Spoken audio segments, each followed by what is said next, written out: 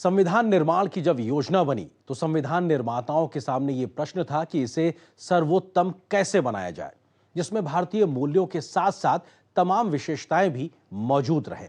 इसके लिए संविधान निर्माताओं ने करीब 60 देशों के संविधान का गहन अध्ययन किया और भारतीय परिस्थितियों के अनुरूप उन्हें जो भी प्रावधान अच्छे लगे उसे भारतीय संविधान में शामिल किया गया।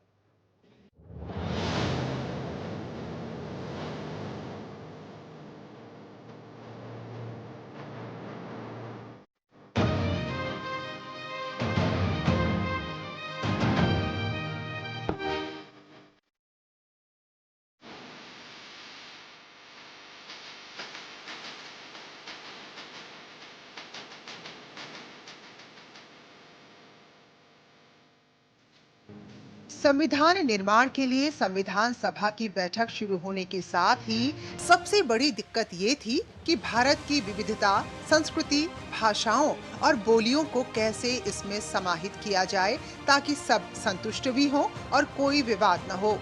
और इसके लिए संविधान सभा में तमाम विषयों पर लंबी चर्चाएं हुई। इसके लिए भारतीय संविधान निर्माताओं ने कई देशों के संविधानों का अध्ययन किया और उनकी अच्छाइयों को संविधान में शामिल किया। हालांकि संविधान का मूल प्रारूप भारत सरकार अधिनियम 1935 ही रहा।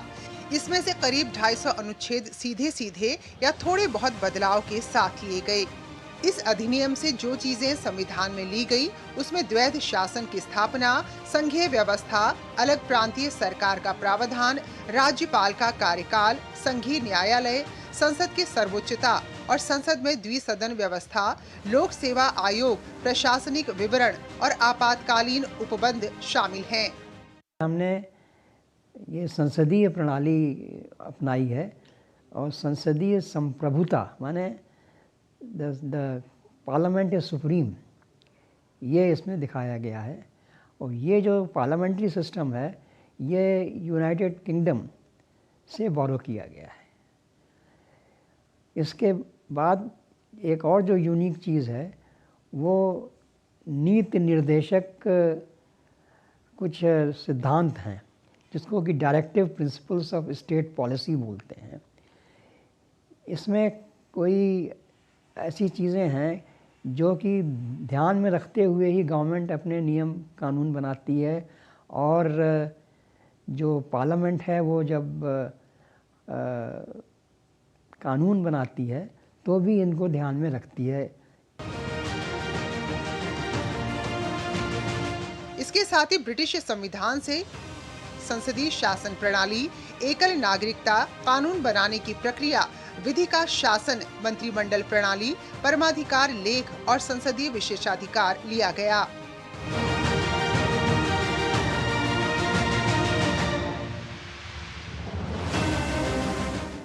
वहीं संविधान में मौलिक अधिकार, न्यायिक पुनरावलोकन, संविधान की सर्वोच्चता, न्यायपालिका की स्वतंत्रता, निर्वाचित राष्ट्रपति पर महाभियोग, उपराष्ट्रपति, उच्चतम और उच्च न्यायालयों के न्यायाधीशों को हटाने की विधि और वित्तीय आपातकाल जैसे विषय संयुक्त राज्य अमेरिका से लिए गए। जबकि संघात्मक विशेषताएं, केंद्र के पास अवशिष्ट शक्तियां, केंद्र द्वारा राज्य के राज्यपालों की नियुक्ति और उच्चतम न्यायालय का सलाहकार क्षेत्राधिकार कनाडा के संविधान से लिया गया है।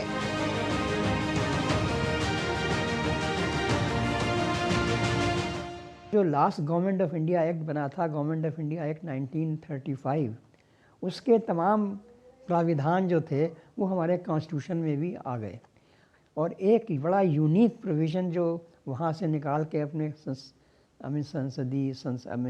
संविधान में रखा गया वो है अपने जो प्रेसिडेंट हैं, राष्ट्रपति हैं, उनको अधिकार दिया गया है कि वो अध्यादेश जारी करें, ऑर्डिनेंस जारी करें। इट इज़ समथिंग लाइक कि लेजिस्लेशन बाय द एग्जीक्यूटिव। ज़्यादातर तो लेजिस्लेशन जो है वो पार्लियामेंट का अधिकार है, लेकिन हमारे जो संविधान है इसमें ये भी प्रोविज़न है कि the executive, that is the president, वो भी कानून बना सकते हैं, लेकिन हाँ उसका अप्रूवल बाद में संसद से लेना पड़ता है।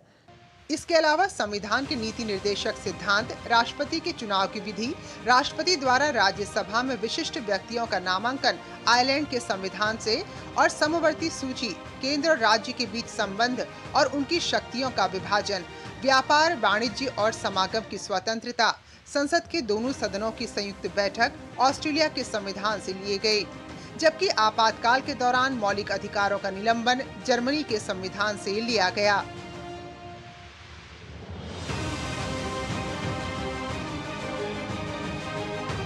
इसके साथ ही दक्षिण अफ्रीका से संविधान संशोधन की प्रक्रिया और राज्यसभा में सदस्यों का निर्वाचन का तरीका लिया गया। वहीं तत्कालीन सोवियत संघ से मौलिक कर्तव्य और प्रस्तावना में सामाजिक, आर्थिक और राजनीतिक न्याय का आदर्श लिया गया।